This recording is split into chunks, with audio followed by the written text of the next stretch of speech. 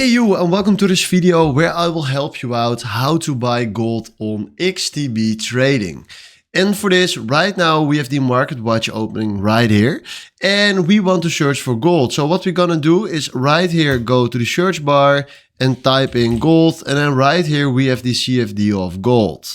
Then right now what we can do is very simple. We double click on it and then right now we can fill in the price that where we want to buy, the volume that we want to buy, and then after that we can do a stop limit order or we can place a open order. So you need to decide which one you want.